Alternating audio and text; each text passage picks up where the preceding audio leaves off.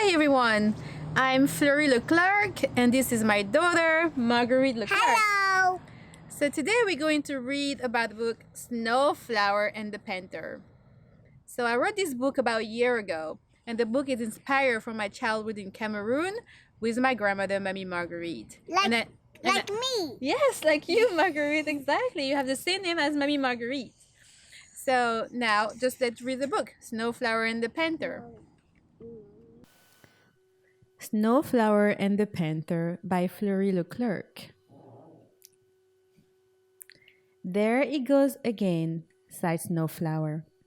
Red was crowing loudly outside her window as the sun rose in the Central African sky. And I was having such a great dream. Snow stretched in bed, moving her braided hair away from her big brown eyes. Her mother named her after the snow, although it never snowed in Cameroon. Still, her mother believed Snowflower was as pure as fresh white snow and as beautiful as a flower in full bloom. Glancing through the window, Snowflower flung her arms out wide to welcome the new day. It's going to be another exciting day, she said out loud. She caught a whiff of the sweet vanilla flowered beignet, a type of African donuts that Snowflower grandma often made. Snowflower hopped out of bed, washed, and put on her favorite yellow dress and her beaded sandal. Then she ran to the outdoor kitchen. She came up behind her grandma, Mammy Marguerite, and surprised her with a hug. Good morning, Mammy. Well, good morning, Snowflower, said Mammy Marguerite as she put more wood on the fire. Then she sat on the stool, dipping clumps of dough into a pot of hot oil. Snowflower grabbed a fresh, warm beignet from the platter and took a bite. The sugary, fluffy donut melted in her mouth, and she smiled with satisfaction. Mammy smiled too. After you're done eating your beignet, could you go to the river and bring back some water to drink and cook with? Sure, Mammy, I'll be off soon, replied Snowflower. She grabbed a few more beignets and stuffed two in her pocket. Licking her finger, she picked up her calabash for collecting water and skipped down the road towards the river. Be careful, Mammy called out as a car zoomed by. On the way, Snowflower stopped at her friend's house and knocked on his front door. Remi, she called. Moments later, the door opened and Remi ran outside. Hi, Snow, he said. Where are you going? I'm going to the river. Do you want to come? Snowflower asked.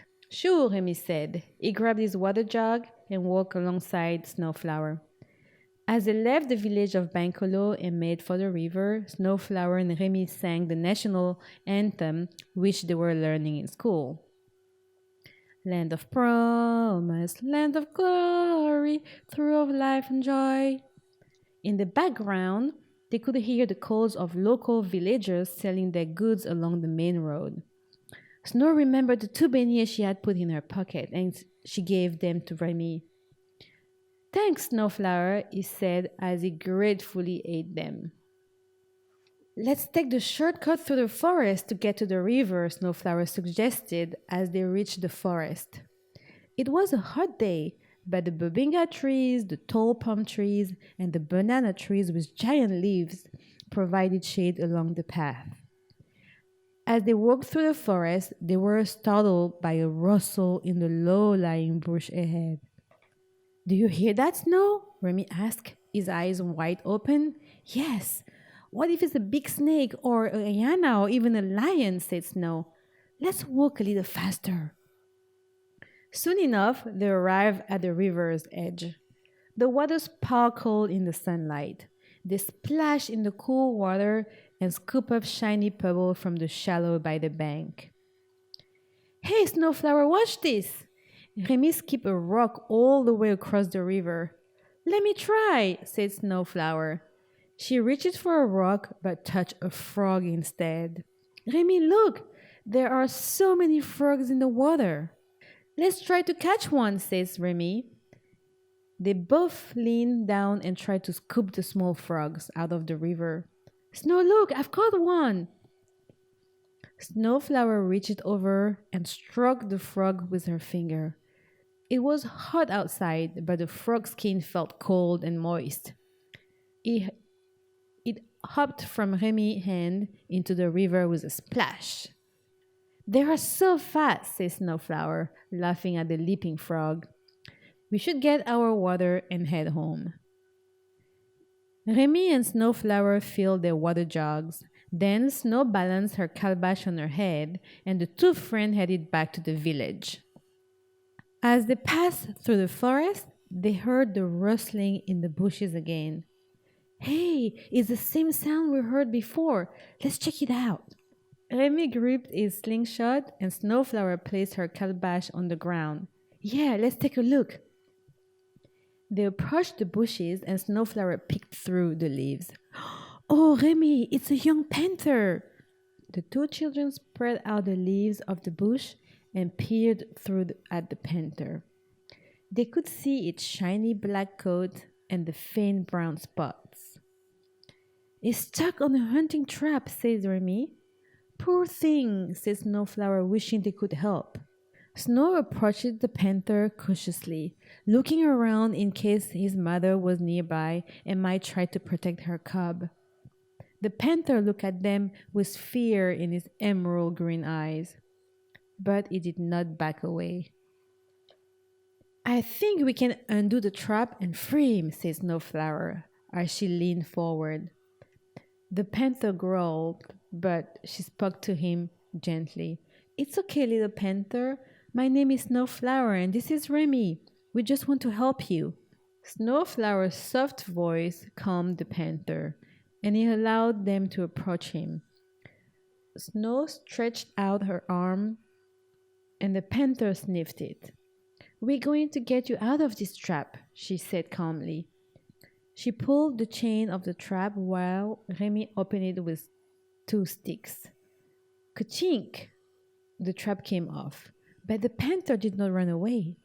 Okay, little panther, run along home to your mother now, Snowflower said playfully as she patted his head. Then she and Remy gathered their water jugs. They walked to the edge of the forest where it met the road. A swish of leaves startled them again. The panther had followed along. He limped towards them.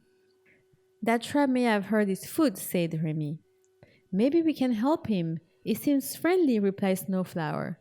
She bent down and gave the panther some water from her calabash. Then she poured the rest onto the grass. She carefully picked up the young animal and placed him inside the calabash, making sure he was comfortable. Let's get him home quickly, said Snowflower, as she placed the calabash on her head and rushed back to her house with Remy. Mommy! Snowflower called out to her grandma as she arrived back at the house. Yes, Snow, answered Mommy while she was hanging out the clothes to dry. Look what I have in my calabash. Mommy turned and was shocked to see what was in the calabash. Oh my goodness, no, it's a young panther. What made you bring a panther home? It could be dangerous, especially if its mother is near. Where did you find it? He was caught in a hunting trap in the forest. Remy and I freed him. Then he followed us to the road. His leg is injured, so I carried him all the way home. Well, you didn't bring the water like I asked, but never mind. Mommy smiled. I'm glad you're safe and thought to help the panther out. I'll get some bandage. I have to go home, but I'm glad the panther is safe, said Remy as he headed towards his house. Mommy brought out the bandage while Snowflower lifted the panther out of the calabash. She washes his leg in a bowl of clean water. Mommy dried his leg with a towel and then rubbed some healing ointment onto the wound. Do you know, Snowflower, the panther is our family animal symbol because of his strength and calmness? Maybe that is why he let you free him and then follow you back. You are strong and calm too. Really? I never knew that about our family, says Snowflower proudly. She held the panther still while Mammy wrapped a bandage around his leg. After they finished, Snowflower pet the panther on the head. He purred, and his emerald eyes gleamed. Good work, Snow, said Mammy. The panther's wound would heal in a few days, and we can carry him back to the forest to be with his family. Carrying him in her arms, Snowflower brought the panther into her bedroom. I think I'm going to call you Nzui, she said. It means panther in our tribal language. Do you say it like this, Nzui? The panther asked. Wait, you can talk? Snow said, tripping over her dolls as she stepped back in shock. How are you able to talk to me? I can talk to you because I can tell you have a pure heart and won't hurt me. My family was captured in the forest by hunters. Now I don't have anywhere to go, Zoe said as he gazed towards the window. Snow hugged him. Don't worry, Zoe. Maybe I can help you find them. My grandma knows a lot of people in the village and can ask for help. For now, you can stay here with me. You will be safe, I promise. Thank you. Oh, thank you, Snowflower, said Zoe. I'm so happy I can stay. I think we're going to be great friends. I think so too, replied Snowflower as they smiled at each other, imagining the exciting adventure they would have together. The end. Thank you so much for reading along with us. You can find the Snowflower and Panther book by Fleurie Leclercq on Amazon. Follow us at Snowflower Books on Instagram.